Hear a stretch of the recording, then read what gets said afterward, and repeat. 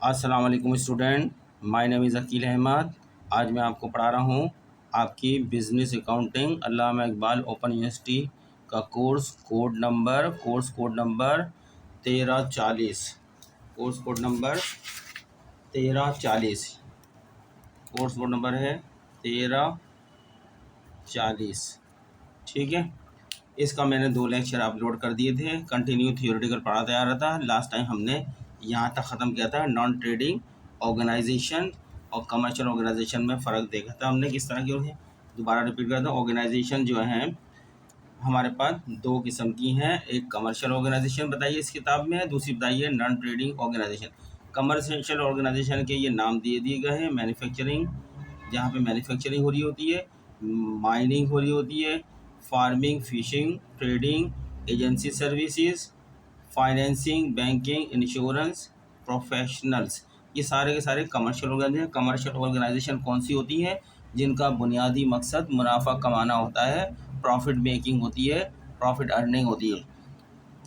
Non trading organisation भी आपके सामने दे दी है।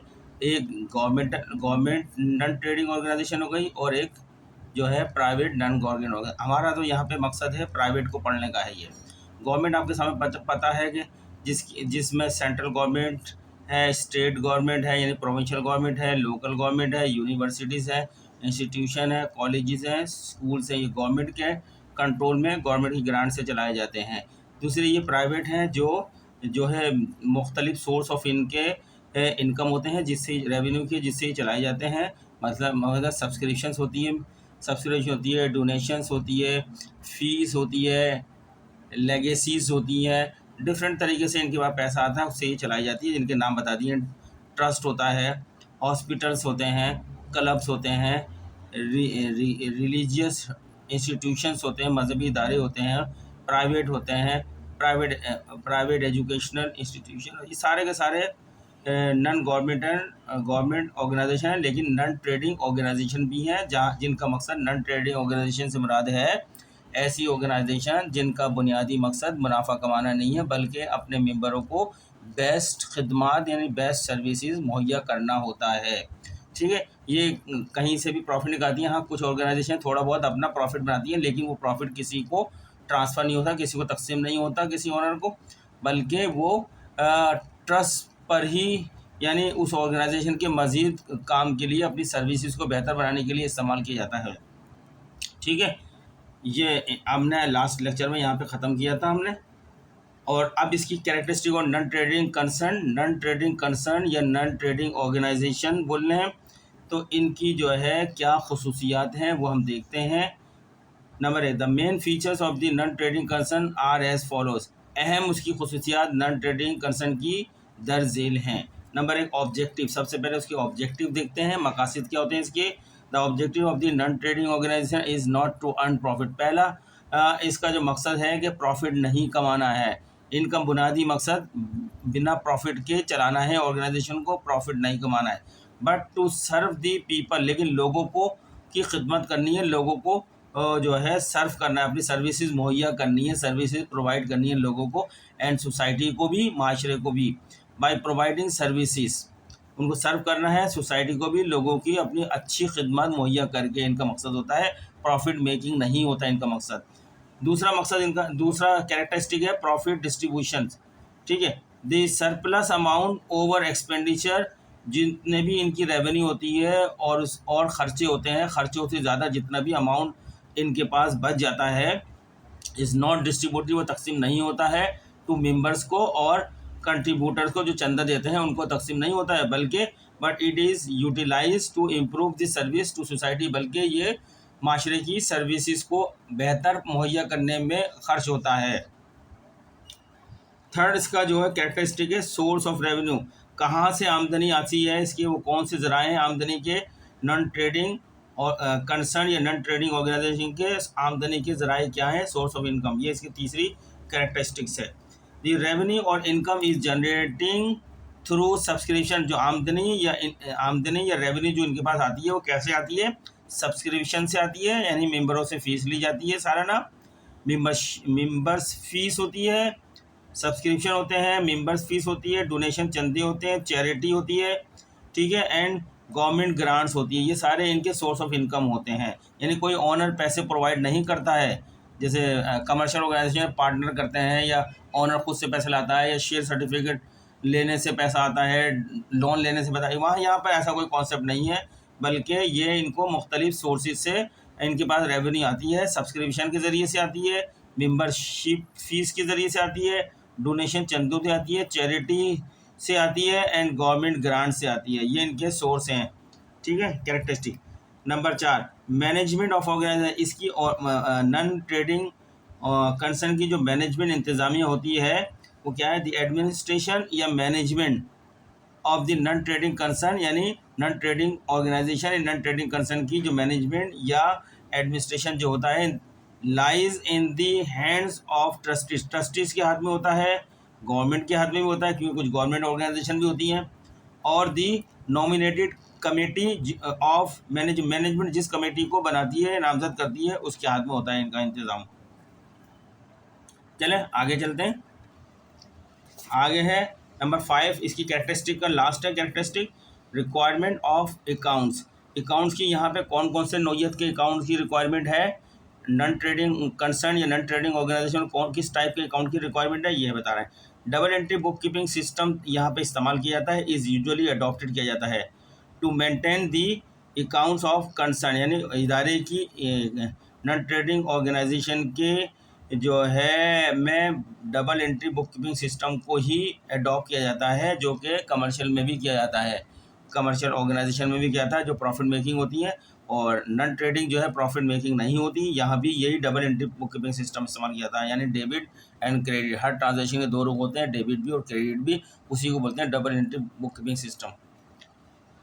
टू फाइंड दी सरप्लस और डेफिसिट इनकम। अब हम इसके अंदर, वहाँ तो कमर्शियल ऑर्गेनाइजेशन ने प्रॉफिट एंड लॉस मालूम किया था, यहाँ पे डेफिसिट यानी सरप्लस, यानी कितना इजाफा खर्च करने के बाद कितना पैसा बच गया, या खर्चा ज़्यादा हो गया आमदनी से तो वो कमी हो गई, डेफिसिट कमी को बोलते हैं, सरप्लस इजाफे को बोलते हैं, ज़्यादा पैसा खर्चे से ज़्यादा और खर्चे से कम होता है, खर्चे ज़्यादा हो और आमदनी कम हो तो डेफिसिट की शक्ल आती है।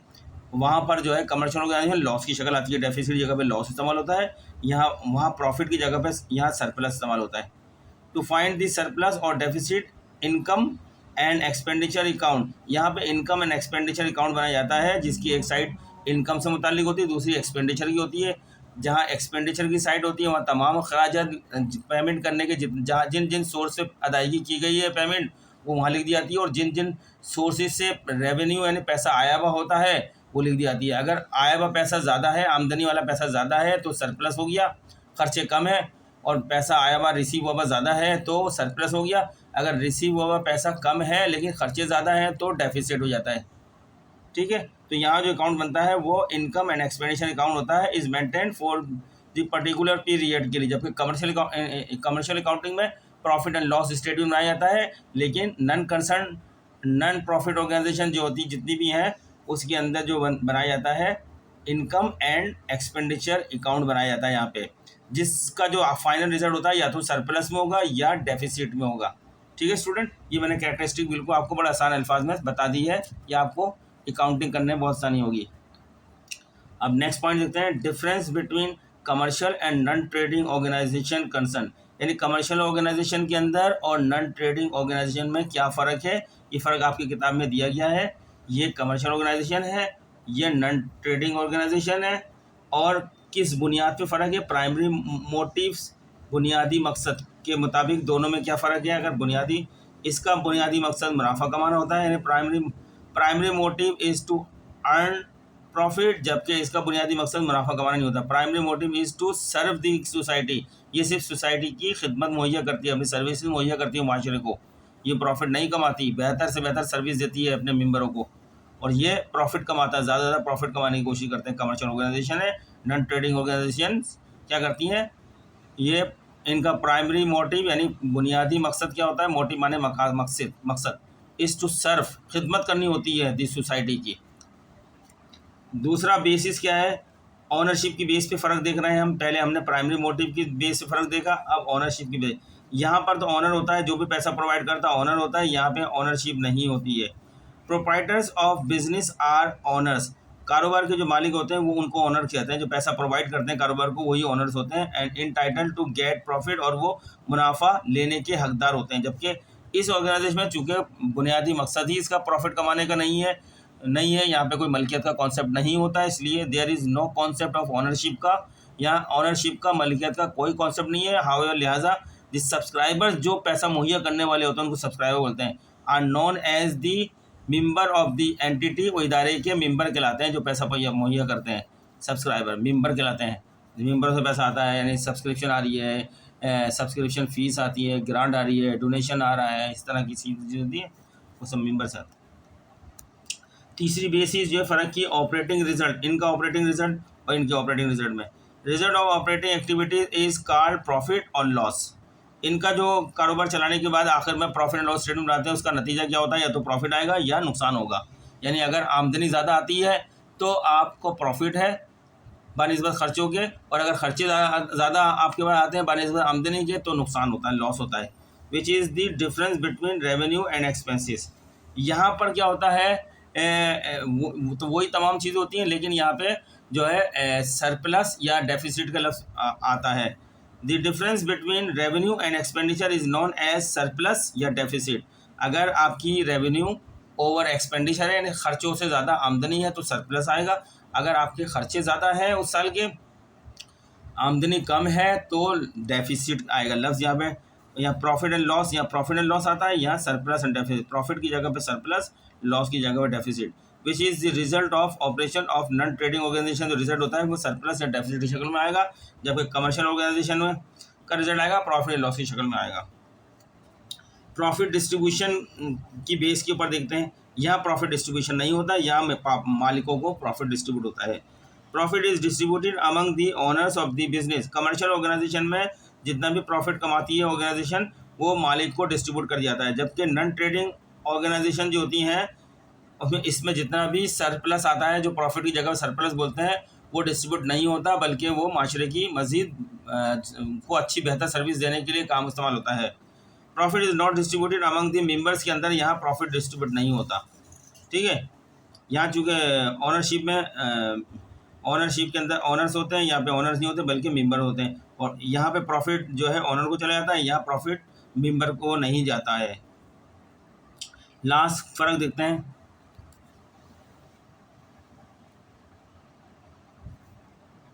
ये मैंने आपको सब बता दिया। ऑपरेटिंग रिजल्ट तो बता दिया, ऑपरेटिंग रिजल्ट के अंदर जो है profit, result of operating activities is called profit and loss.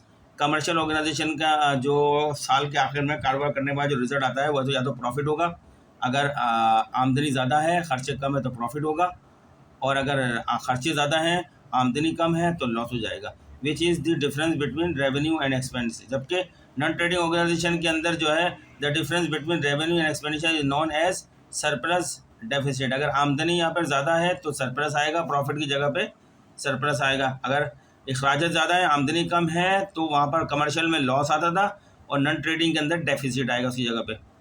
Which is the result of operation of non trading organisation result होता है प्रॉफिट डिस्ट्रीब्यूशन। कमर्शियल ऑर्गेनाइजेशन में जो भी प्रॉफिट आएगा वो ऑनर्स को डिस्ट्रीब्यूट कर दिया जाएगा। नॉन ट्रेडिंग ऑर्गेनाइजेशन में जितना भी प्रॉफिट जिसको सरप्लस बना, profit is not distributed among the members.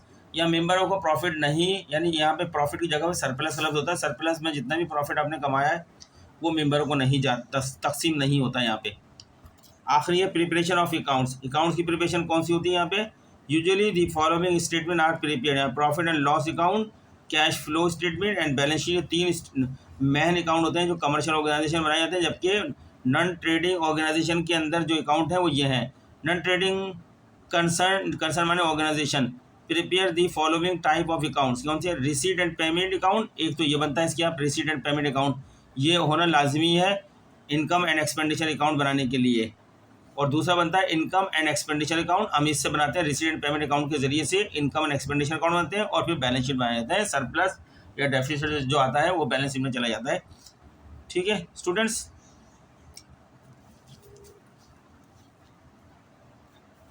आगे चलते हैं, accounting for non trading concern. अब हम पढ़ना जा रहे हैं accounting for non trading concern के ऊपर पढ़ना है। Accounting for non trading concern are maintain on the basis of double entry system accounting of non trading concern जो मेंटेन की जाती है वो double entry book keeping system पे के तहत की जाती है, वो हमने ऊपर भी पढ़ा है कैरेक्टरिस्टिक में। And follow the cash systems of accounting, और अकाउंटिंग का जो कैश सिस्टम होता है उसको फॉलो किया जाता है, एक्रूअल सिस्टम को फॉलो नहीं किया जाता है, कैश सिस्टम को फॉलो किया जाता है। That type of organization doesn't maintain full set of books of account।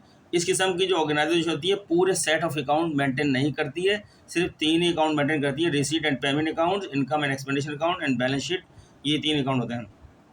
But to prepare the cash account to keep the record of cash receipt and payment, यानी एक तो यहाँ पे कैश अकाउंट बनाया जाता है, प्रिपेयर करते हैं कैश अकाउंट को टू कीप द रिकॉर्ड, ताकि एक रिकॉर्ड रख सकें कैश रिसीट कितना कैश वसूल हुआ है ड्यूरिंग द पीरियड में और कितनी हमने उसके अगेंस्ट में पेमेंट करी है। Usually the following books are kept and maintain by non trading.